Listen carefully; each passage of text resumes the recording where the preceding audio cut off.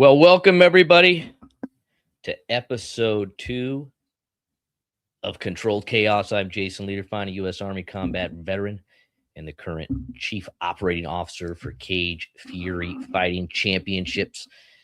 Live on UFC Fight Pass, this week's guest will be your boy, Eryk Anders. So we're excited to have him on, a 20-fight UFC veteran.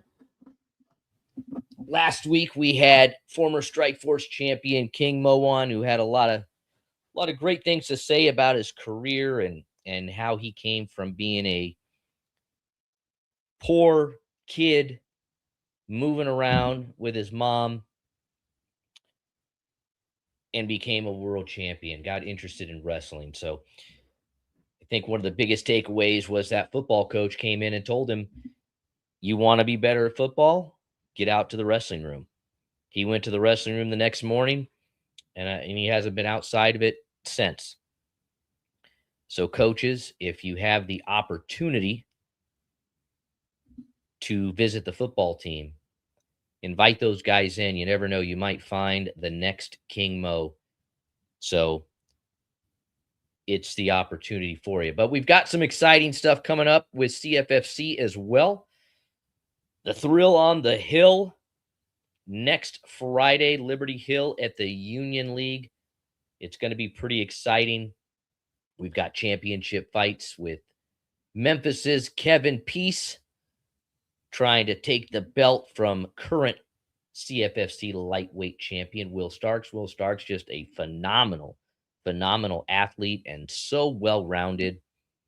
Came in and absolutely dominated when he fought for the CFFC lightweight championship just a few months ago, and he's already back ready to defend it against an undefeated, hungry, well-trained fighter in Kevin Peace. Kevin, actually the former CFFC welterweight champion of the world, and is now dropping down to lightweight to really make a run for the UFC, something I think both of those guys can potentially be in.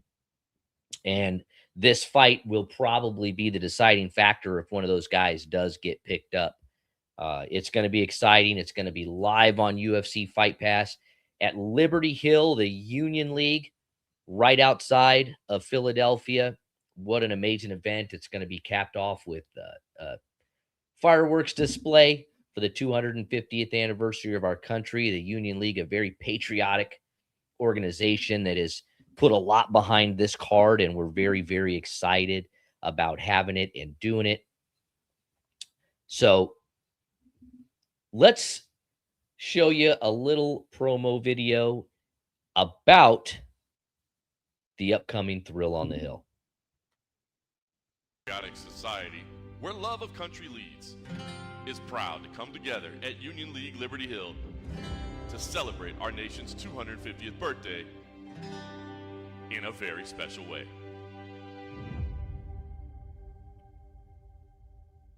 In partnership with Cage Fury Fighting Championships, a company with a long history of special events, from shows at our nation's largest military base to a barn in the mountains of the Rockies, they're not shy to try something bold. CFFC embraces a rich tradition of developing some of combat sports' most storied athletes and champions.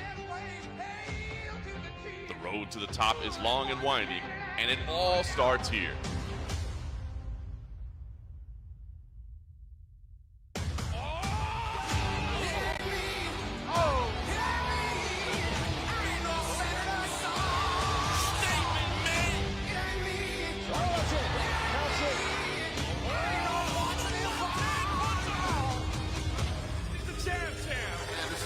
The future champion. On Friday, May 29th, that road to the top passes through Union League Liberty Hill. One night of fights to make history and celebrate our nation's anniversary while we raise money for two incredible charities.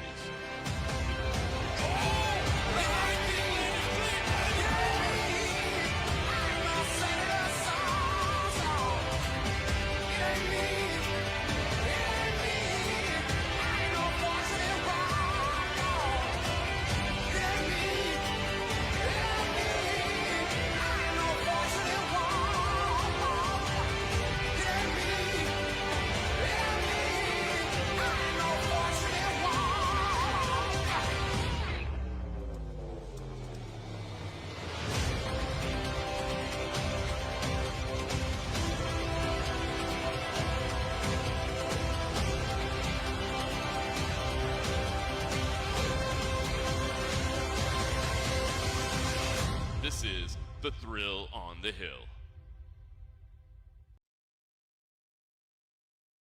So the thrill on the hill, as you saw, the highlight video. Some other names to note. We're going to have a flyweight interim title fight with Ben Coyle and Mo Shialati.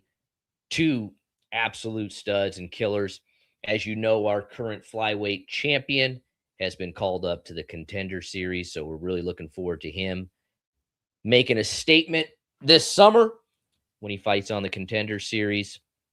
So we've got a lot of great things, a lot of big things happening with CFFC and just MMA in general. We saw some big cards this weekend. We've seen some names come up, and we saw the announcement of Conor McGregor fighting Max Holloway. Don't know how everybody feels about that. I don't know if you think it's going to happen, if it's not going to happen, if Conor's going to beat Max again, if Max has just gotten too good. That's hopefully going to be answered coming up pretty soon. International Fight Week, as Conor McGregor is going to be in the main event against Max Holloway. That's definitely pretty big news in the MMA community. We've been waiting for Conor for a long time to come back. So we'll see if it actually happens. And if it does, I anticipate that being another amazing fight. Let's talk about next week. I should say later this week. We've got another show lined up for you this week. We will have our broadcasting buddy, Mr. Shane Sparks. Shane is a mainstay as a wrestling broadcaster, one of the best there is on ESPN, on the Big Ten Network, Flow Sports, you name it, he's on it. He's also an analyst for the NCAAs, the selection show. He does a lot for the sport of wrestling. And if you've ever seen him, heard him, you know about his passion, his excitement, what he brings to the table. And I've had the opportunity to sit in cars with him for hours and hours and hours on road trips during match day events and hear what he has to say and just his story, which I think has been absolutely amazing. I think you'll be impressed. I'm sure there's a lot of people in the wrestling community and world that would love to ask him some questions. And this Friday is going to be your chance, May 22nd. We're going back to our original 2 p.m. Central, 3 p.m. Eastern time this Friday, May 22nd. And we'll have Shane Sparks on. We've got some other pretty exciting people coming up, some Olympians, and we're working on some other guests. Eryk Anders is on the way to the studio now, getting the kids' class at the gym all ready and set up. We'll talk to him about that, about gym ownership. We're going to talk to him about his college and high school football days, his college days, obviously, at the University of Alabama, his 20-fight UFC career, and what he's done as an athlete with his money to set him up for financial success. I think this is something that a lot of younger fighters or even current fighters that are deep into their careers are going to want to hear. He's gotten advice from some big names like Nick Saban. He's remained very close with Nick, and Nick has been a big influence in his life. We're going to talk to him about that and about that relationship and how he went from trying out for the NFL, playing in Canada, to becoming a UFC athlete, a professional athlete in multiple sports, which we know is not easy to do. But he did it with 20 fights in the UFC.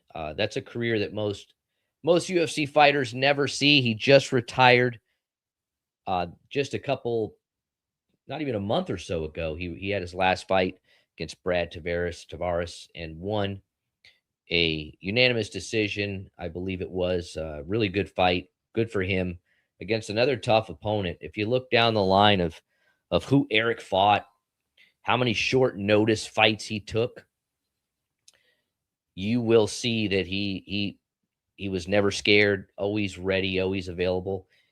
And folks, if you got questions, you got anything, you can go ahead and type questions. we will get to them as we can during the show. You want to talk to Eryk and ask him anything about his career, please, you are more than welcome to do so. Get the questions coming and comments coming, and we will feed them to Eryk so he can get them answered to you directly. You'll hear it right from him. Doesn't matter if it's a football question, a finance question, a UFC question, an MMA question, a question about owning, operating, or starting your own gym. Something that Eryk is doing now in Birmingham. So he's got a lot of success. He's got a lot of investors and people behind him that have believed in him. But I can understand why, when you have such a long career in the UFC and you were so successful in college football, you can understand why people believe in Eryk Anders and why he's really made his own breaks. Nobody hands you anything in the sport of MMA. You've got to go out there and you've got to earn it. And Eryk did that for quite a long time in the UFC. I think he was probably in the UFC right around, 8-9 years. Starting out fighting, for us as an amateur in V3 fights in Memphis and getting fights anywhere he could. Fought several professional fights for V3.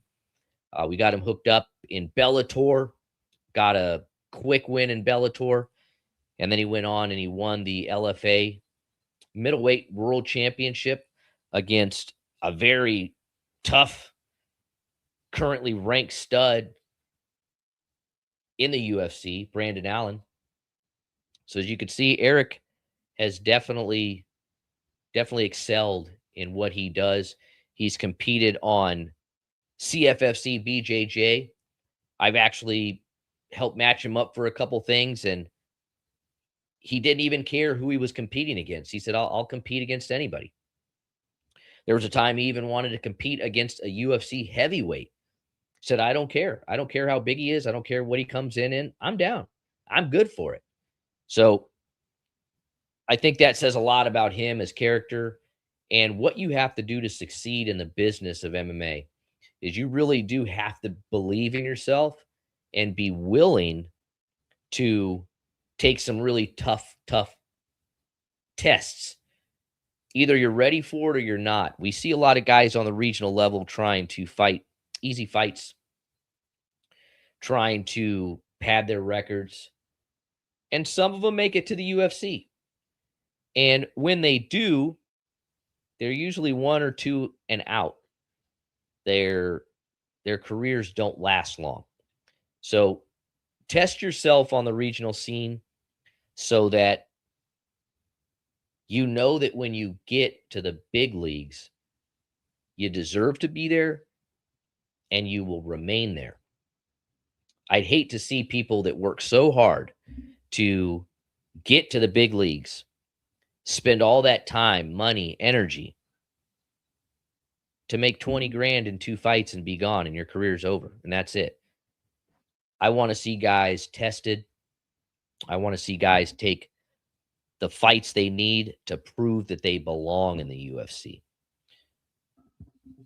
And that's really what CFFC does, is we don't believe in easy fights. Matter of fact, the more we like you and the more we think that you're going to make it, the harder of a fight we're going to give you, because we truly want to see that you are ready. Just a couple weeks ago, we saw a couple former champions in Pat Sabatini and Sean Brady with just absolute dominant wins in their fights. Sean Brady had multiple 10-8 rounds. He won 30-25 on 2 different scorecards. I don't know how it wasn't on the same on all 3 scorecards. He had an absolute excellent game plan from his coaches, Jonathan Webb, John Marquez, Dean Thomas. Those guys work with him all the time. They come up with just perfect game plans. But a game plan doesn't mean anything if the athlete doesn't follow it. But Sean Brady absolutely followed the game plan. Jonathan Webb was actually interviewed prior to the fight and said that our goal is we're going to take him down and we're going to do whatever we want to him. And his opponent, knowing that, still got taken down at will. And Sean Brady was just absolutely dominant the entire fight. It was a really, really good fight for Sean Brady to bounce back from. He's definitely still going to be a top 5 guy in the world right now. And I think with his coaches, with some healing up, he is going to be right back in that position to be the number 1 guy in the world to hopefully soon fight for a welterweight title. So as we wait, Eryk Anders is on the way. He'll be here any minute. So get your questions ready. Feel free to ask whatever you want. We've got Eryk here now, so we're going to go ahead and bring him in. Yeah, boy, Eryk Anders. Thank you for joining us. How you doing? Yeah, I apologize for being a little late, but I guess with it being kids getting out of school this week and Memorial Day weekend, everybody's going to the beach all at the same time. So no worries. We appreciate you having you on. I've been talking you up a little bit, but really what we want for this show is I want people to know who Eryk Anders is. I want them to hear about you, your life, and things that they might not have ever heard about or known about before, even after following your 20 fight UFC career, not even your regional career. So early life, you're born in the Philippines. So you had family in the military. Tell me about that. What was it like? Yeah, my mom was a full bird colonel in the Air Force. So she was in for like 26 years or something like that. So we moved around about every 3 years. We lived in the Philippines, Albuquerque, New Mexico, Okinawa, Japan, Prattville, Alabama, Waldorf, Maryland, and then the summer going into my sophomore year of high school, we moved to San Antonio. And right after high school, I came out here to Alabama, and I've been here pretty much ever since. So you started playing football in Texas in high school, or were you in multiple places? No, I played football from like the age of 7 all the way to I was like 23 or 24 or something like that. Even when we lived in Japan, we lived on the American base, so a bunch of Americans were living in close proximity. So they had a YMCA, or the youth center is what they called it, where everybody played all their sports through there. So I had King Mo on last week, and he was also playing football in Texas, where football in Texas is a religion. It's an institution. And we talked about the expense of, football compared to wrestling. And he told me back then that they had corporate sponsors for everything for football, that basically everything was covered for these guys. It was like playing at a college. Did you have the same experience? Yeah, I don't think we had any like corporate sponsors, but if you take Friday Night Lights and Varsity Blues and mix those together, that's what football culture was like in Texas. The whole city shut out from like the country. I say San Antonio because no one's ever heard of Spring Branch, but it's kind of in between New Braunfels and San Antonio. So it's like it's grown up quite a bit since then, but back then it was like a one stoplight kind of thing right off the highway. So the whole town shuts down. We have like 10,000 people at just a regular football game. We play. Then immediately after that, we go to somebody's property, as they call it. Everybody has those big ranches out there. Make a bonfire. Everybody backs their truck up, and party a little bit afterwards. So who recruited you out of high school to play college football? I had offers from Ole Miss, Memphis, Texas Tech, and Alabama. And obviously the SEC, especially back then, was the most dominant conference in the nation. So I was going to go to Ole Miss. It's still fair to say it still is. Fair to say it still is, really, Man, I think with the NIL and all these like conferences merging together and whatnot, I think the balance is kind of shifting a little bit, making it more of an even playing field. I was ultimately chose Alabama. What was the driving factor to choose that? Well, I wanted to play in the SEC. Ole Miss came first, so I was going to go to Ole Miss, but there's just something about Ole Miss and them being the Rebels and their fight song is "The South Shall Rise Again," and then like their mascot is little plantation owner sitting on the cane or whatever. Dude, I was like, whatever, I'll go. And then also it's Mississippi. Dude, I can't even say Mississippi without feeling a little bit racist inside, you know? And then Alabama came. I just feel like they were a little bit more progressive. And, I loved Ed Ogeron, though. You know, he was like really a big driving force for getting me to go to Ole Miss. But ultimately, Alabama came, and, I just liked Tuscaloosa better than Oxford. The culture at Alabama, what was expected of a football athlete on their team? What was expected of you on a day-to-day basis? Well, that's kind of when Shula was there, to be honest, not a whole lot. We had like days off from practice. They weren't winning like they are now. The culture was just a little bit different. When Saban came, we were expected to go to class. We were expected to pass drug tests. Like all the rules were enforced, and Saban's whole thing was how you do one thing is how you do everything. So if he can't even trust you to get up and go to class, how can he trust you on 3rd and long to catch the ball or make the right read or make a tackle and whatnot? And, that's certainly something that I kind of adopted into my life as an adult. I try to do everything the right way now. And when I started doing that, my life kind of skyrocketed. Now, over the years, you have stayed pretty close in contact with Coach Saban. How has that relationship developed over the past, 15 years? Oh, it's great. He's the man. He is, basically the president of the state of Alabama. So, his word is law. He's just a great guy. And, he does a good job. I don't know how he does it, but he has kind of like this personal relationship with all his players and the players that came and went. And even now, he's living like his best life. He doesn't have to coach. He just talks about football one day a week on game day. And, the rest of the time he's on his boat in Florida or doing whatever he wants. We've noticed, and I've seen it over the years, that a football head coach can completely change the dynamic of a team, can take them from zero to hero really quickly. We saw it with Saban. We've seen it with a lot of guys where they get into a struggling program or a program that's just not quite there and taking them over the hump.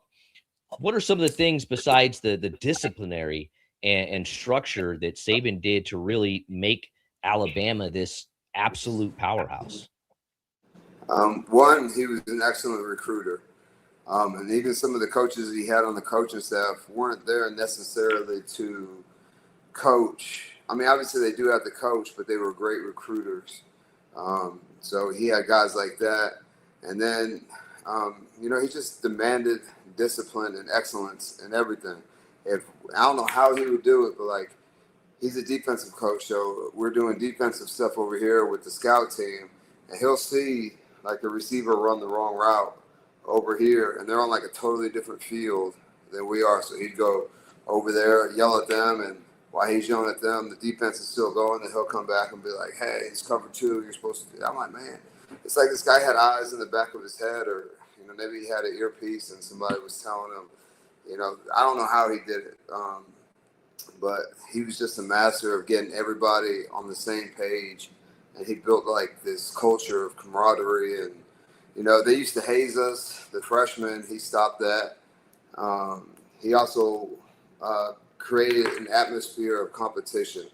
That just because you're the starter week 1 doesn't mean you're going to be the starter week 2. So the starting rotation would change almost weekly based on how you practice and whatnot. So if I'm competing against, if I know my job's not safe and the guy behind me can take my spot, I'm busting my ass every day in practice. I'm doing everything. I'm even doing extra stuff to make sure I stay ahead of the curve so I can have my spot for next week. Well, I think on a team that good, you have multiple All-Americans behind you. to where if one guy comes out, you've got another All-American that could fill in, and he's waiting to fill in. So it does bring that sense of you've got to play your ass off the entire time, and also the discipline portion of it so that you don't get benched. Well, also the guy across the ball from you is an All-American as well. So you're getting, not only are you keeping the guy from behind from taking your spot, but you're competing with a first round draft pick on the other side of the ball, every day in practice. So how could you not get better? So up into this point, you're playing football at Alabama. You win a national championship. Had you stepped foot in an MMA gym or wrestled or done anything prior to that?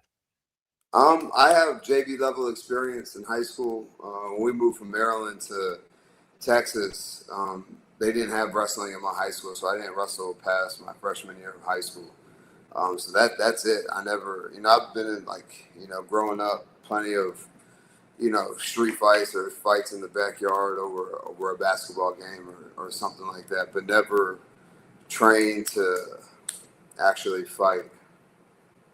So it's a pretty difficult transition. You had gotten drafted in the NFL. You ended up playing a little bit in Canada. Is that right? Yeah, I got picked up by Cleveland, got cut during camp, went to Canada, got cut. They can only keep like 6 Americans on every team. So, that was just a numbers game. I played a year of arena football, and it was just like, if it's not the NFL, then I'm going to keep it moving and find something else to do. So how old were you when you first walked into an MMA gym? I was about 24. I was just kind of like fed up with life. I was working like these odd jobs, and I just wasn't fulfilled. And I was getting in fights in bars and stuff like that, and I just kind of thought to myself, I need a better way to blow off steam instead of self-destructing, kind of like I was. So I walked into a gym, did some jiu-jitsu, because it was pretty close to wrestling. I didn't know anything about jiu-jitsu, but I figured it's the closest thing I can get to wrestling. I can still compete, and I can choke people out. And I saw some guys sparring in the corner, and I was like, I could do that. Then I ran across Walt Harris, sparred with him one time. He beat me up in the absolute nicest way possible. Like, he really could have hurt me because he had been training. He was way bigger, way faster, way stronger, all the things. But I just realized that I knew nothing. But it really turned me on to the sport because I was like, man, this could be something I can put all my time, effort, and energy into, and maybe I can get really good at it. Well, I mean, we see now guys that are 24, they've got 15 fights under their belt. They're black belts in jiu-jitsu. They've got, Division I college wrestling experience, and they're breaking into the UFC that way. So to start at 24 is obviously very difficult to do. It's drinking through a fire hydrant trying to get all that information in. You primarily trained in Birmingham, right? Yeah, Birmingham and Huntsville. I actually got my blue belt from a Seneca black belt named Suzanne Rabston up in Huntsville, where I was working at the time. So you've enjoyed competing. You've been competing since you were a little kid. You started competing in jiu-jitsu as well. You've been a purple belt world champion. You've competed at CFFC BJJ. You're no stranger to competing. What is the drive for you to want to compete so often? To me, that's what makes the training fun. I love training. Don't get me wrong, but I want the carrot at the end of the stick, so to speak. I want to train, get good, develop, and then go test that against some of the best in the world. So for me to train and not compete, that's not gonna work for me. I love training. I love jiu-jitsu. I love everything about MMA and jiu-jitsu and things like that. But I want to go test my skills and bring home some medals. And you've done that. I've noticed a lot with your career. You started out, you fought a lot of amateur fights with V3.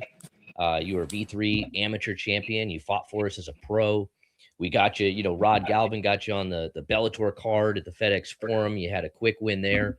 So you were competing a lot in this Mid-South area. You were really a well-known face around here. Then you fight for the LFA belt. And you fight a really, really tough guy. And I remember watching it. I mean, what was it on back then? Like Access TV or something? Yeah. I mean, I think I had to subscribe to it for that month just so I could watch the fight live. That was the only option. This was before Fight Pass. This was when we had a few streaming services, and that was it. We didn't have options like we do today. So I watched the fight. It was a 5-round fight. It's the first time I'd ever seen you go out of the first round. You win the fight. You had some possible injuries, but you get called up to the UFC right afterwards. What was that call like getting to the big leagues? Well, they actually called twice. My hand was pretty swollen when they called the first time. I was like, dude, I can barely make a fist, so I don't think it's a good idea to fight. And it kind of broke my heart a little bit, because I was like, man, what if they don't call again? And my coach was like, dude, if you go out there and shit the bed, then you can get cut. So me, my coach, my manager, we all agreed, man, listen, Jason House, my manager, assured me that, I would get another chance. So I was like, okay, let me get my hand healed. And then like 2 weeks later, they called again, and I was like, I don't care what you guys say, I'm taking this fight. It was like 10 days notice, and dude, I was like 240 pounds. 240 pounds. And this is like less than a month after I had fought Brendan Allen. But I was like, dude, whatever. They're not going to call it third time. So I took the fight, cut all that weight to 185, showed up.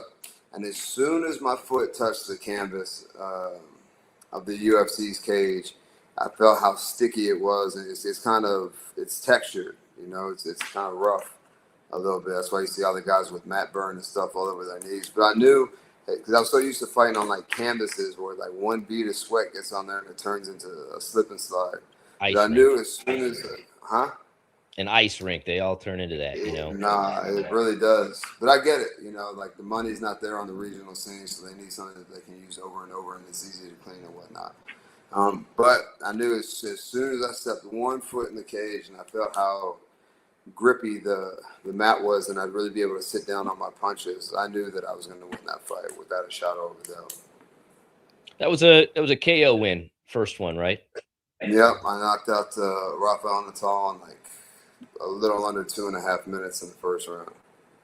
And you went on a really solid run in the UFC, and just a few fights in, you're a main event in Brazil against a former champion. And here you are, where basically 95% of the media had picked you as the winner of that fight. And unfortunately, it was a split decision loss. How do you think you did? I think I won the fight.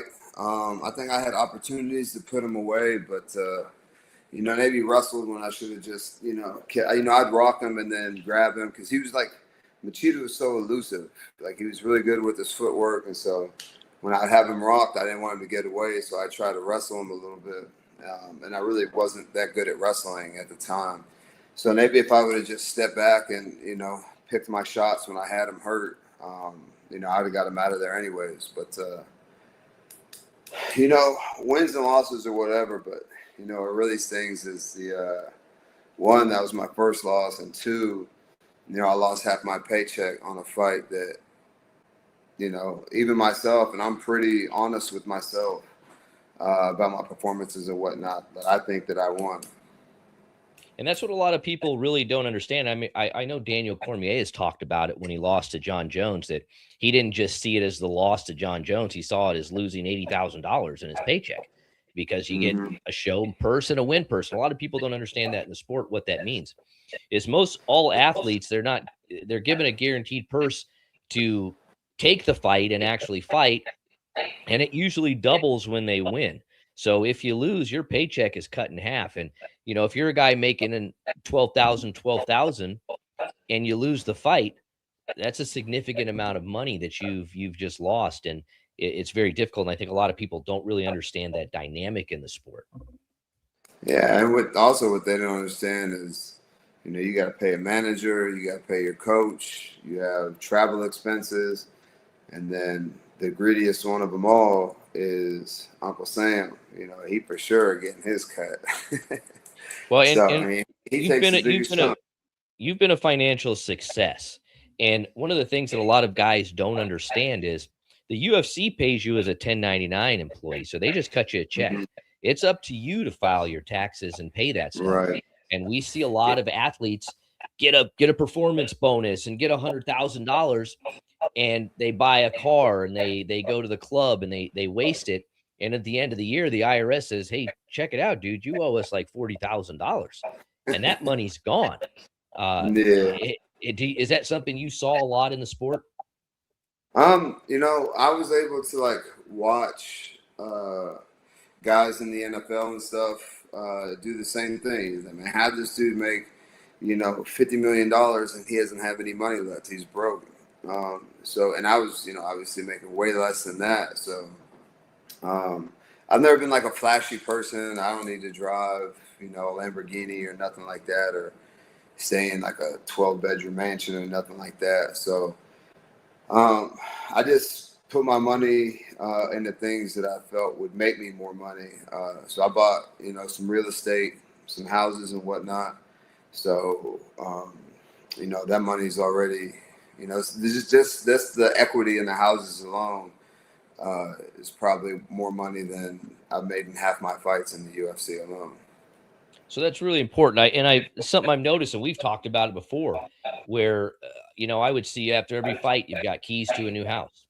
Almost every fight, it's like, wow, this guy's actually doing something smart. And we go back to Saban. Saban's giving you a lot of financial advice, right? Well, to be honest, my ex-wife was like super like financially savvy. So, I'd win a fight and be like, yo, let's go somewhere. And she'd be like, yo, let's settle down and invest this money, and then we can go, later after the money starts making money, and with the rent and stuff that people pay from the houses, we can use that money to go on vacation or whatever. So she really schooled me to the game of what to do with money and how money And that's works. people don't usually have that person in their corner. They usually have their buddies in the corner saying, "Hey, let's go blow it. Let's go to Vegas. Let's go to You Hawaii. Let's know, go to it, Asia and party." and I've definitely had that too, and I've definitely done that. But I was like in a way different place than I was at the beginning of my career. So continuing to fight up to 39 years old. Most people at 35 are horribly out of shape. Their knees are bad. Their back hurts. They're in no place to do it, right?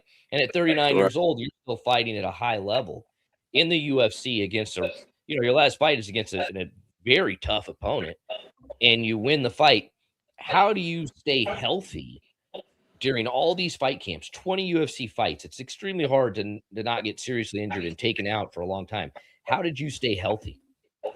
Well, to be honest, I didn't. I don't know a single fighter that fights at 100%. Something's always, training for a fight or just training in general is really rough on the body.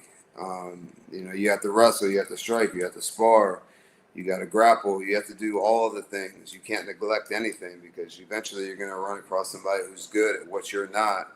And if you haven't been training or practicing or drilling or doing anything, that's going to get exposed. So, um, to be honest, like my last 5 fights, I got dropped in every fight. I got knocked out in the one before my last one. So, one, I realized my chin isn't what it used to be. And two, I had a doctor tell me I needed knee replacement surgery, and it just like ached and hurt all the time. And I was just tired of it. So, that was a leading factor into retiring. Turns out, he scoped my knee. He took out some bone spurs that was causing the pain and the inflammation and the swelling and stuff. So now, like, I could probably keep fighting. But, I bought the space. I bought the building. I put my gym in. The gym is making money. So do I really need to do that and, put my body through that? I don't. I got the houses. I got the gym. So, I love fighting. I thoroughly enjoyed it. But, Father Time is undefeated. I mean, and we've seen it, right? We just saw it this weekend. Junior Dos Santos, a former UFC champion who was, a dominant fighter, getting KO'd. We saw Nate Diaz get beat up. We saw, Gina Carrero she was once considered one of the best female fighters in the world, get submitted in 17 seconds. So like you said, it really is undefeated. But we've seen some guys like you, even DC, he was a heavyweight champion in his 40s. We see a guy like Yoel Romero, who I think he's probably 75 years old at this point, and the guy still runs a 440.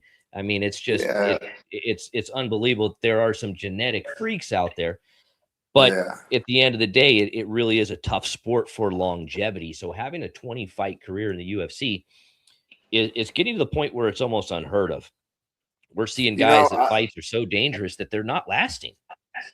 Yeah, well, they when I got my last contract, they were usually like 4-fight deals because my manager never wanted to sign long, big deals because if you do good, you can always renegotiate. But if you do good and you're in an 8-fight or 10-fight contract, that was the deal with John Jones. He signed a 10-fight deal, and then he wanted to renegotiate, and they were like, nah. But if he had signed like a 4 or 5-fight deal, he could have been renegotiated for more money, and he wouldn't be having the issues that he's having now. So I always signed 4-fight deals, and I never once got to my 4th fight. I was always renegotiated after the 3rd fight because I did good. But my last fight, I kind of knew that the time was creeping up. So they offered me 4. I said, make it 5. That puts me at 20, and then, I'll dip. And I didn't want to just fight for a check, because I think that happens to a lot of people, and they kind of lose their passion for the game, for the sport, for training and things like that. Because I'm gonna get paid anyways, and that's just a brutal sport to only be fighting for a check and not have your whole heart in it. So I couldn't have wrote it better. There was one thing I could change. Is my last fight would have been in front of a crowd. I wanted to get on that Austin, Texas card or Houston card maybe 2 or 3 weeks before I fought in the Apex. But, I can't be mad about it. They let me put my son in the corner. I went out there, got a win over a guy who's got 27 fights or something like that in the UFC. So. And had you trained with him before, right? Yeah, I trained with Brad a couple times. I used to travel a bunch to go train just to, work with different partners, higher level partners, different gyms, different, states, countries, and whatnot like that. Because I wanted to take it all in. I knew I was behind the 8 ball getting started at 24 when, like you said, these guys have been doing this, since they were, in diapers. And so I was just trying, like you said, drink from a fire hose and go get all the experience I could. So, Extreme Couture, they're definitely not short on bodies and talent and coaching. So, I go out there quite often to, go train and get my skills up. And he was always one of the guys that I trained with. So you had a smaller gym in Birmingham. It's not the biggest place in the world. You had 2 UFC fighters come out of that same gym, you and Walt. What were your coaches doing? What was it like? How did they get you guys in without all these bodies, without all these training partners, and they still guided you into the UFC? Well, there's been 5 fighters come out of there. Marcus Brimage, John Salter, me, Walt, and there's one other person I can't remember off the top of my head. Countless regional champions too. A lot of regional guys. Oh yeah. Our coach Chris Conley, man, he just really knows the game and knows how to coach, knows how to train. He's been around a bunch in a long time as well. So anybody who wants to fight MMA and make it to the top, that's the spot that they go to. I notice when I look at your career and I look at your matchups, a lot of your fights are short notice.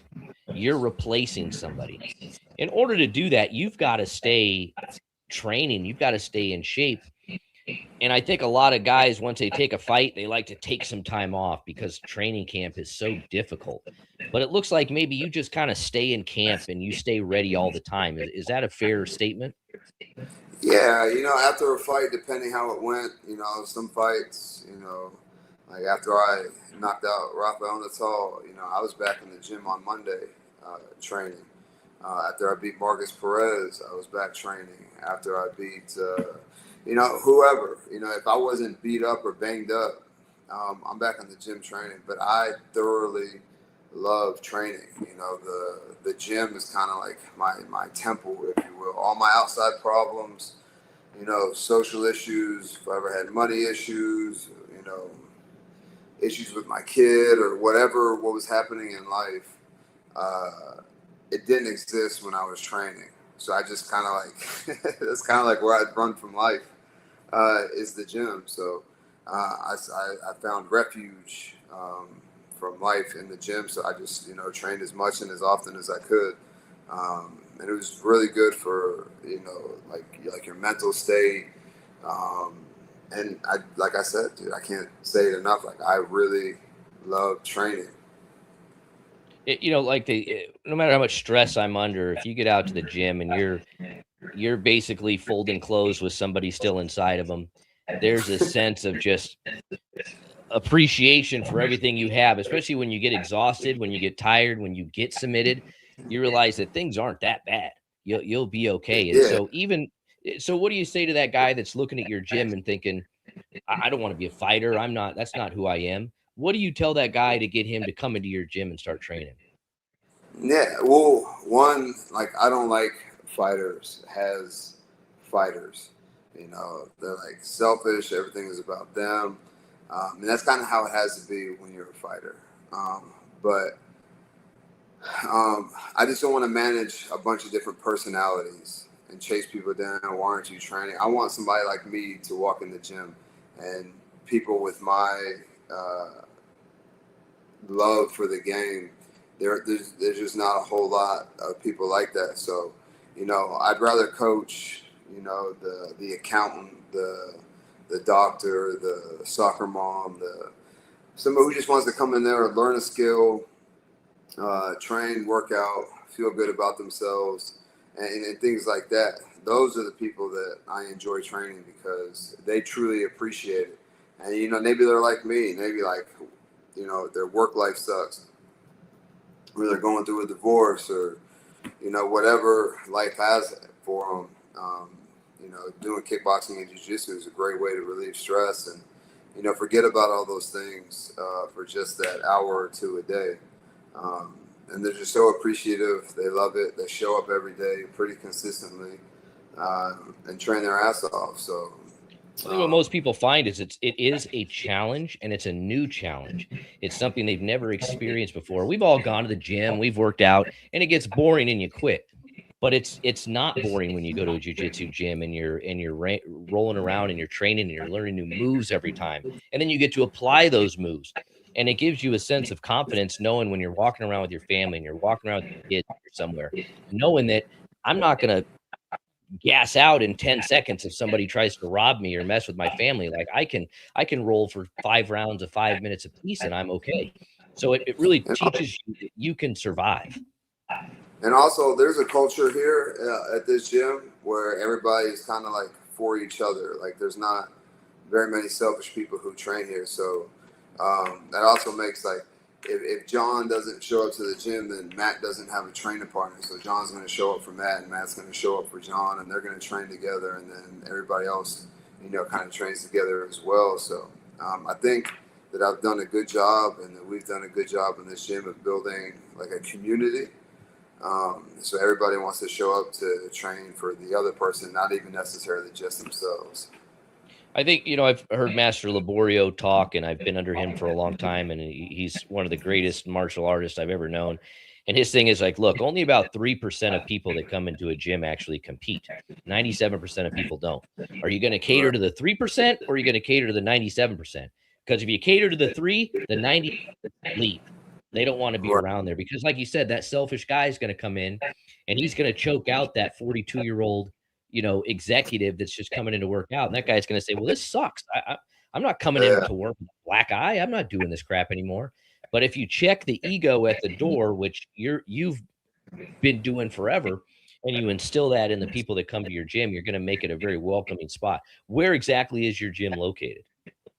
It's in Vestavia Hills, Alabama, a little suburb just outside of Birmingham. And what kind of classes do you offer? Mostly boxing and kickboxing. We do have kids as well. And to be honest, if I had fighters, it would be like the kids who stay in the program and eventually say, hey, I've been training for whatever, 5 years. I think I want to fight. So those are the guys that I would coach fighting. But if someone just walked in off the street talking about I want to fight, I'm gonna point him in another direction. Go to Conley's gym. Yeah. He's got plenty I of have those. a question for you from Seth. His question is, what was more dangerous, football or fighting, and why? Well, I played football before CTE was a thing, so there was no concussion protocol. There was no any of that. It was just like, don't be a pussy, And then you also want to be dependable. You want your teammates to be able to depend on you.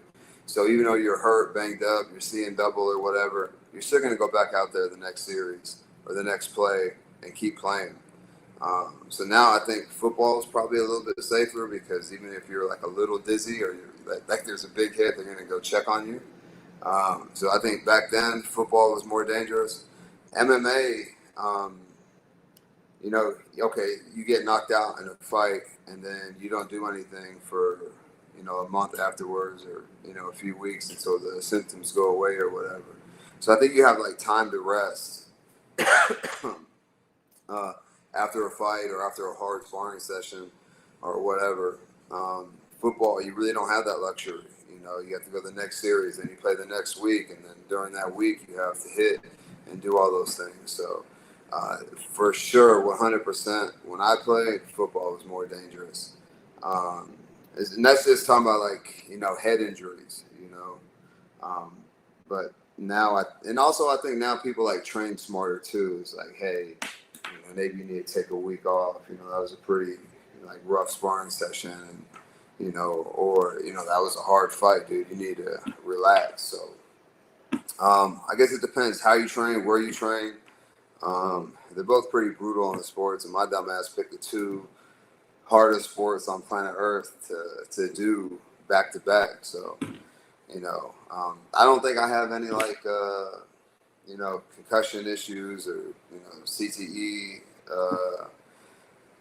effects or whatever yet.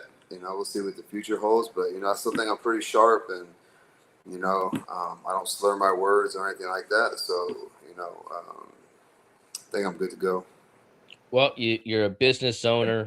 You've had a long career. What's the advice you'd give to anybody wanting to start MMA? What's the one piece of advice that you would give them? Be all in. I understand when you first fight, when you first start fighting, you're going to fight for free. You're not going to make any money, so you have to work a job or whatever. But, whenever I first started fighting, I would work whatever job I had. I would get up in the morning, go train, go to work, and then not even go home, go straight back to the gym.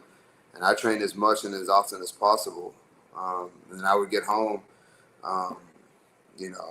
my kids would already be asleep, so I missed out on a lot of family time. But a lot of these fighters, they don't have kids and wives and things like that yet. So there's really nothing keeping them from training other than, I don't know if laziness is the word, but maybe discipline or whatever. If you don't want it all the way, then don't do it. Just train. I will tell you that, growing up in Southern California, I was a huge USC fan, so I hated Alabama. And then I met Eryk Anders, and I had to deal with you for a couple fights, getting things done. And I remember specifically calling you and saying, "Hey, I need this." And you said, "I get off work at 5. I'll call you at 5:01." And 5:01, my phone would ring and I would get a call and I would tell you what I would need and I would have it the very next day. Uh, so I started thinking like, Jesus, he's Alabama. This guy from Alabama, like he's like nobody else. He's so professional, so on top of it. And I think that led to you being where you are and being liked by the matchmakers in the UFC so much because when they asked you to do something, you did it. I see it all the time with fighters. I need your corner list. I need your flight information. I need your medicals. And they don't get it to you. They get it to you at the last second. I'm having to get extensions from athletic commissions because they're not getting stuff done. You also had a great manager, Jason House, one of the best managers in the business that probably helped square you away as well. But I want to give that advice to people too. If you're going to be in this business, be a man of your word. And when you say you're going to do something, do it because that's what you did. And this is where it elevated your career to where you are. And I want to tell you thank you as a promoter how it's been working with you because you made my life easy, especially even with CFFC BJJ. Hey, I got to match Chris Dawkins. Okay. I was like, hold on. He's a heavyweight. Are you okay with that? Yeah, I don't care. Just tell me what day I need to be there, what time weigh-ins are. You would be the first one to weigh-ins. You would be the last one to leave. It's an unbelievable attitude that I guess you just can't teach. I think a lot of people say they want to be a fighter, but they really don't want to be a fighter, and that's why they put those things up. I wanted to be a fighter. I wanted to fight. So it's like, okay, I know I need my blood work. I know I need this, and this. So I would knock that out like as soon as possible so I wouldn't have to worry about it the rest of the time. A lot of these people, they don't really do that, and then it's almost like they're looking for a way out. It's like, oh, I can't fight. I didn't have my blood work. Shucks. Or I didn't do this or do that, or oh, I didn't make weight. Now they won't take the fight because I'm overweight or whatever. Yeah, it's a big one. Oh, I didn't make weight. I guess the fight's off. There's a lot of that stuff, and it's really stressful on us as a promoter when we're putting shows on and we're counting on you to be paid to do something and you don't meet your contractual obligations. It sucks. Well, I know you've got to go. You've got a class at 4:00. You're still on the mats training and working with these kids, so we appreciate you taking the time to be with us. Make sure you give Eryk a follow on social media. He's a great guy to follow with a lot of advice and a lot of cool things that he's posting.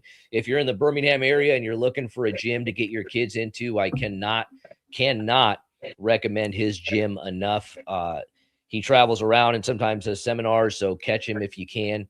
And we appreciate having you, Eryk, and we'll catch you on the other side. Hey, I appreciate it, brother. Anytime. Thanks, brother.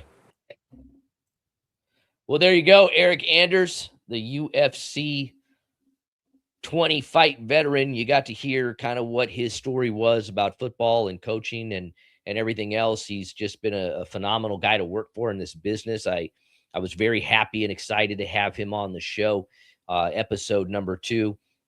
But remember, next week we will have Shane Sparks. I should say at the end of this week, this Friday, the 22nd, back to 2 p.m. Central Time. Shane Sparks, broadcasting wizard, one of the most exciting, invested broadcasters you will hear on TV today on the Big Ten Network, ESPN, Flow Sports. The guy is everywhere, really, really promoting the sport of wrestling, but also branching out even to some other sports that he can get into.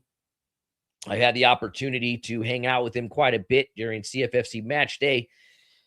He did it. He loved it. He was such a valuable part of the events and the shows. He made it all worth it.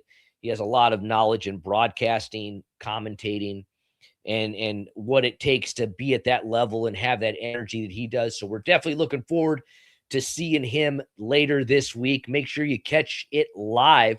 We are back 2 p.m. Central Time later this week. Friday, we've got another guest lined up next week. And then also next Friday is the Thrill on the Hill at Liberty Hill, CFFC on UFC Fight Pass. Until then, thank you guys for joining.